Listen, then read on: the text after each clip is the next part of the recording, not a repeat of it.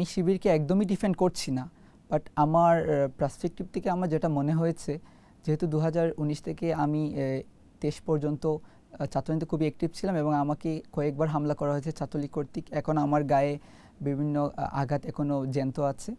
ওই জায়গা থেকে আমার মনে হয়েছিল এই রেজিমের শিবির বা শিবিরকে রাজাকারের টেক দিয়ে হত্যা করা অনেকটা জায়েজ ছিল।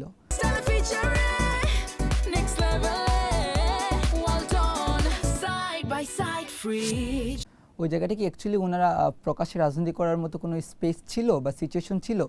ওই জায়গা থেকে আপনাকে যদি দেশের স্বার্থে হোক বা নিজের পলিটিক্যাল যে চিন্তাধারা, এটাকে লং পলিটিক্সের যে ফিউচারের যে চিন্তাধারা, এটাকে টিকে রাখতে ওই জায়গাতে হয়তো ওনাদের একটা কৌশল বা আমার কাছে মনে হয়েছে এই পরিস্থিতির শিকার করতে বাধ্য হয়েছেন।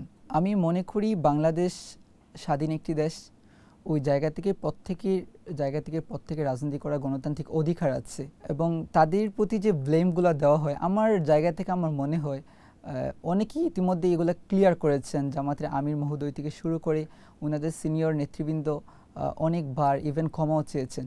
ওই জায়গা থেকে আমি মনে করি না এই জেনজি জেনারেশনে এসে কোনো ট্যাগিং এই কালচারটা আবার ফিরিয়ে নিয়ে আসা উচিত এবং প্রত্যেকের অবস্থান থেকে রাজনীতি করতে দেওয়া উচিত। বিএনপি জামাতের যে সিচুয়েশনটা ছিল, আপনার কি একবারের জন্য মনে হয়েছে যে বিএনপিকে, হ্যাঁ অনেক নির্যাতিত বিএনপি, অনেক বেশি তাদেরকে নির্যাতন করা হয়েছে, কিন্তু আমার একবারের জন্য মনে হয় নাই যে বিএনপিকে হত্যা করা জায়েজ ছিল আওয়ামী লীগের জন্য। বাট শিবিরকে ক্যাম্পাসে, জামাতকে যেখানেই পাওয়া যেত কিভাবে হত্যা করা হতো আমরা এগুলো দেখেছি।